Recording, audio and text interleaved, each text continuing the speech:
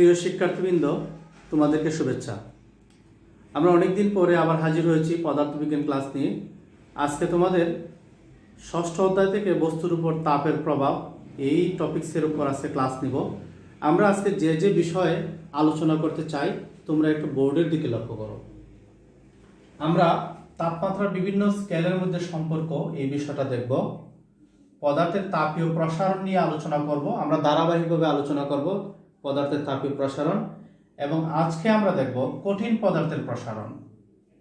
আমি আবারও বলছি, আমরা তাপমাত্রার বিভিন্ন স্কেলের মধ্যে সম্পর্ক দেখব, পদার্থের তাপীয় প্রসারণ এই অংশটি নিয়ে আমরা ধারাবাহিকভাবে আলোচনা করব, এবং আজকে দেখব শুধু কঠিন পদার্থের প্রসারণ। তাপমাত্রার বিভিন্ন স্কেল। প্রিয় শিক্ষার্থীবৃন্দ, তোমরা জানো যে তাপমাত্রার বিভিন্ন স্কেলের মধ্যে সেলসিয়াস স্কেল একটি স্কেল, তারপরে ফারেনহাইট স্কেল, কেলভিন স্কেল। এই সেলসিয়াস স্কেল, ফারেনহাইট স্কেল এবং কেলভিন স্কেল সম্পর্কে তোমাদের জানা আছে।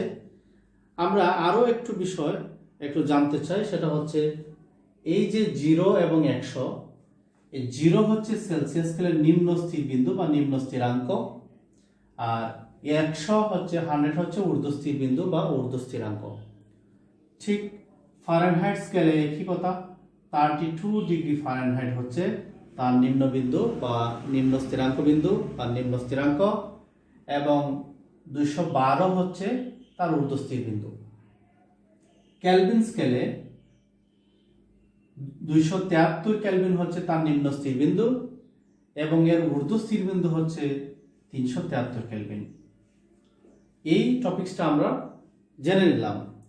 এ পর্যায়ে আমরা কেলভিন, সেলসিয়াস এবং ফারেনহাইট স্কেলের যে সম্পর্ক, সেই সম্পর্কটাকে আমরা এইভাবে প্রকাশ করতে পারি: C/5 = F-32/9 = K-273/5। এই হচ্ছে আমাদের সেলসিয়াস, কেলভিন, ফারেনহাইট এর সম্পর্ক। এখান থেকে আমরা যদি আলাদা আলাদাভাবে সম্পর্কটা আমরা লিখতে চাই, তাহলে কি লিখতে পারি? লিখতে পারি C/5 = F-32/9। অর্থাৎ সেলসিয়াস এবং ফারেনহাইট স্কেলের সম্পর্ক যদি নির্ণয় করতে বলা হয়, তাহলে আমরা C/5 = F-32/9। এখন যে কোনো একটি একক, অর্থাৎ যে কোনো একটি স্কেলে তাপমাত্রা যদি আমাদের জানা থাকে, তাহলে অন্য স্কেলে আমরা তাপমাত্রা নির্ণয় করতে পারবো। যদি ফারেনহাইট স্কেলে তাপমাত্রা জানা থাকে, আমরা সেটাকে সেলসিয়াস স্কেলে বের করতে পারবো। যদি সেলসিয়াস স্কেলে জানা থাকে, সেটাকে আমরা ফারেনহাইট স্কেলে নির্ণয় করতে পারবো। তো আমরা এবার আসি কিভাবে সেলসিয়াস স্কেলে থাকলে ফারেনহাইট স্কেলে নির্ণয় করা যায়, এই বিষয়টা আমরা একটু দেখব। আরও সম্পর্ক হচ্ছে, যদি ফারেনহাইট এবং কেলভিন স্কেলের সম্পর্ক আমরা বলি, তাহলে F-32/9 = K-273/5। এই রিলেশন দিয়ে আমরা কেলভিন এবং ফারেনহাইট স্কেলের তাপমাত্রা সম্পর্ক নির্ণয় করতে পারি। অর্থাৎ এই ক্ষেত্রে ফারেনহাইটের যদি কোনো তাপমাত্রা দেয়া থাকে, সেটাকে কেলভিন স্কেলে আমরা নির্ণয় করতে পারি, অথবা যদি কেলভিন স্কেলে তাপমাত্রা দেয়া থাকে, সেটাকে আমরা ফারেনহাইট স্কেলে নির্ণয় করতে পারি। আরেকটা ভাবে আমরা নির্ণয় করতে পারি, যদি সেলসিয়াস এবং কেলভিনের সম্পর্ক C/5 = K-273/5। আমরা উভয় পক্ষ থেকে যদি 5 বাদ দিয়ে দিই, that implies C = K-273। তো এই রিলেশন দিয়ে আমরা নির্ণয় করতে পারি। অর্থাৎ এটাকে যদি আমরা এভাবে প্রকাশ করি, K = C + 273, অর্থাৎ 273।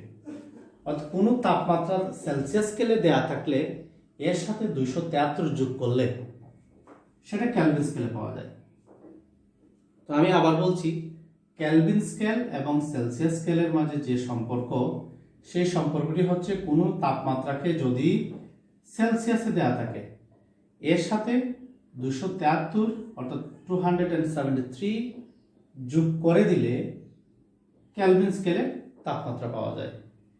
তো প্রিয় শিক্ষার্থীবৃন্দ, আমরা এই বিষয়টা আরো আরেকবার উপরে একটু লিখে ফেলি।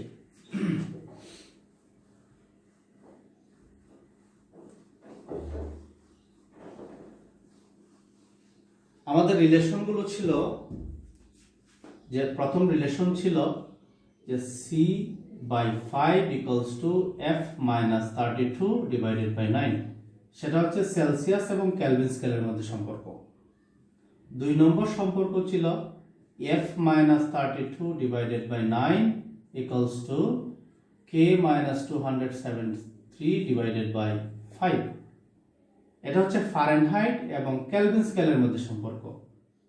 3 নম্বর যে রিলেশন সেটা হচ্ছে K = C+273।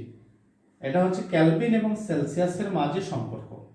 তো আমরা যে বিষয়টি এখানে বলতে চাই যে যদি ফারেনহাইট স্কেলে তাপমাত্রা দেয়া থাকে, আমরা সেটাকে সেলসিয়াস স্কেলে বের করতে পারবো এই রিলেশনের মাধ্যমে।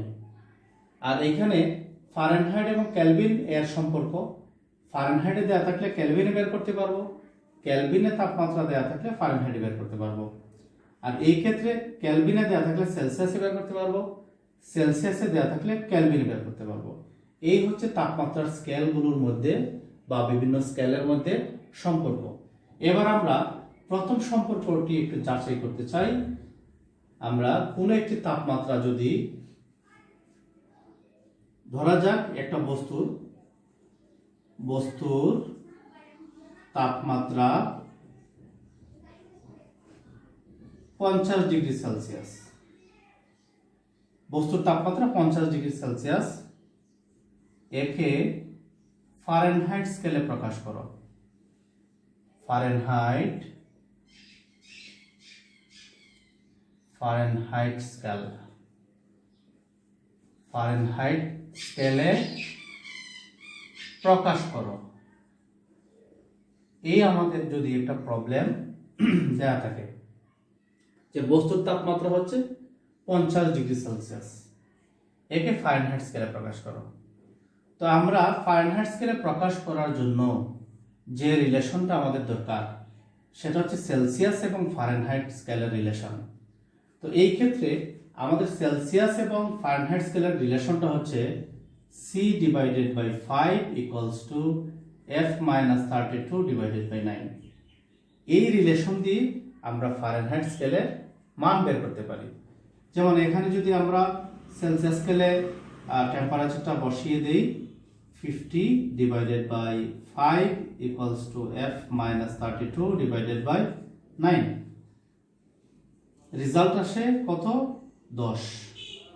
আর এখানে আছে F-32 / 9। আমরা এই অংশটা যদি এখানে লিখি, that implies F-32 = 9 × 10 90। that implies F = 90 + 32 কি আসে? 122 ডিগ্রি ফারেনহাইট চলে আসে। তো আমরা এই 50 ডিগ্রি সেলসিয়াস তাপমাত্রা সেটা চলে আসে 122 ডিগ্রি ফারেনহাইটে। তো আমরা এইভাবে ছোট ছোট যে প্রবলেমগুলো আছে বিভিন্ন তাপমাত্রার স্কেলের মাঝে যে প্রবলেম দেয়া থাকে, অর্থাৎ তাপমাত্রা স্কেলের রিলেশন ভিত্তিক যে প্রবলেম দেয়া থাকে, আমরা এভাবে নির্ণয় করতে পারি। তো আমরা যদি বলি যে কেলভিন স্কেলে কত, যদি বলা হতো যে ফারেনহাইট এর পরিবর্তে যদি আমরা বলতাম যে কেলভিন স্কেলে কত, বিষয়টি যদি আমরা বলতাম একে কেলভিন স্কেলে প্রকাশ করো, তাহলে আমরা 3 নম্বর রিলেশনটা নিয়ে আসতাম যে এখানে সেলসিয়াস আছে, কেলভিন বের করতে হবে। এক্ষেত্রে আমরা সহজভাবেই এই সহজ সূত্রটা লিখে ফেলতাম যে K = C+273 50 + 273, আমরা 3 2 3 কেলভিন। আমরা যদি যোগ করে ফেলি 3, হ্যাঁ 223 কেলভিন। তো আমরা এই 50 ডিগ্রি সেলসিয়াস তাপমাত্রাকে কেলভিন স্কেলে প্রকাশ করার জন্য আমরা এই সূত্র ব্যবহার করেছি এবং এভাবে যোগ করে দিলে 273 কেলভিন আমরা পেলাম। তো আমরা এই কেলভিন স্কেলে মান এই রিলেশনের মাধ্যমে বের করতে পেরেছি।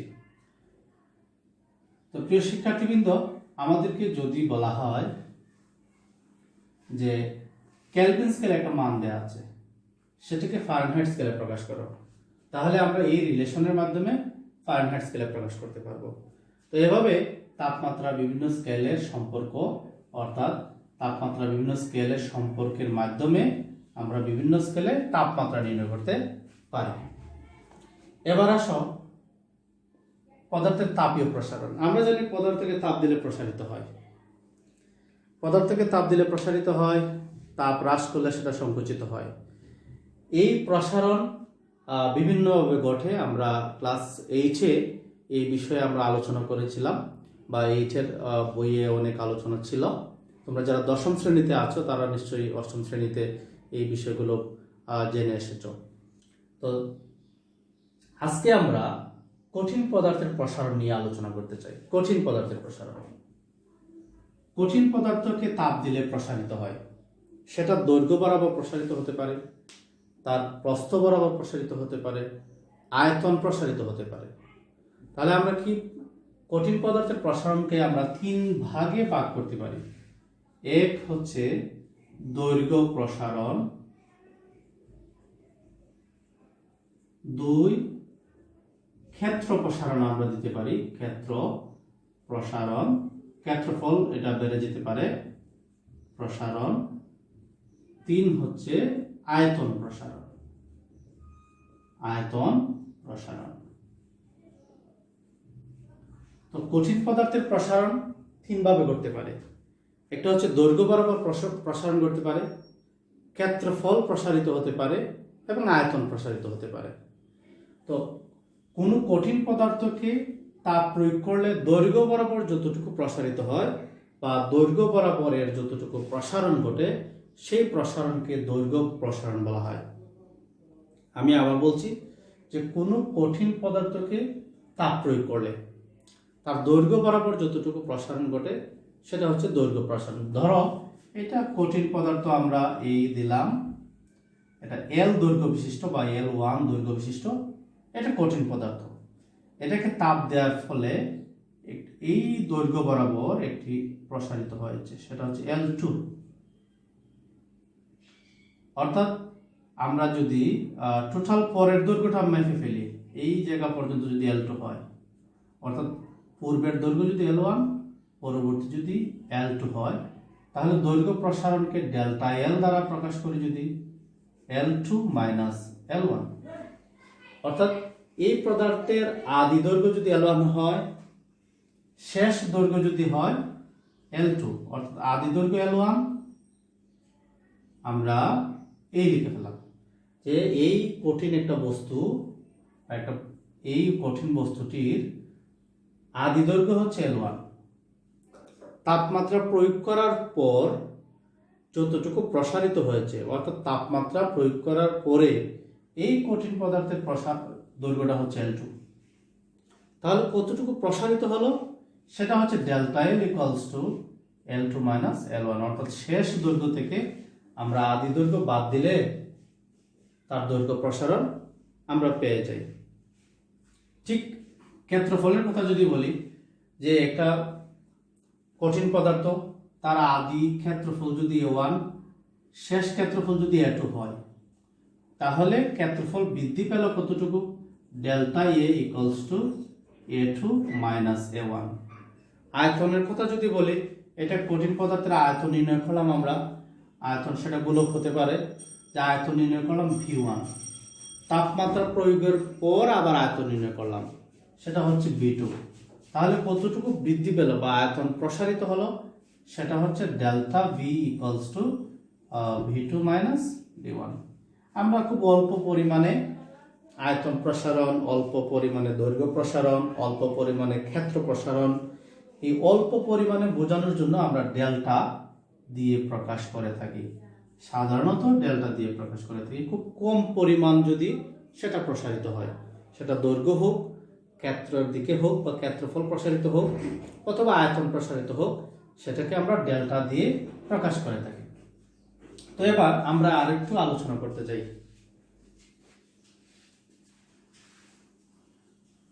দৈর্ঘ্য প্রসারণ।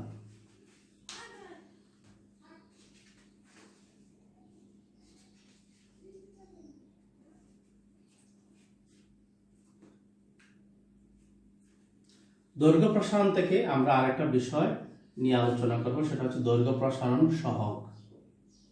একে আলফা দ্বারা প্রকাশ করা হয়। ঠিক ক্ষেত্র প্রসারণ সহগকে বিটা দ্বারা প্রকাশ করা হয় এবং আয়তন প্রসারণ সহগকে গামা দ্বারা প্রকাশ করা হয়। এই তিনটি চিহ্ন, প্রথম আলফা হচ্ছে দৈর্ঘ্য প্রসারণ সহগ, বিটা হচ্ছে ক্ষেত্র প্রসারণ সহগ এবং গামা হচ্ছে আয়তন প্রসারণ সহগ। আমরা দৈর্ঘ্য প্রসারণ সহগ নিয়ে আলোচনা করব।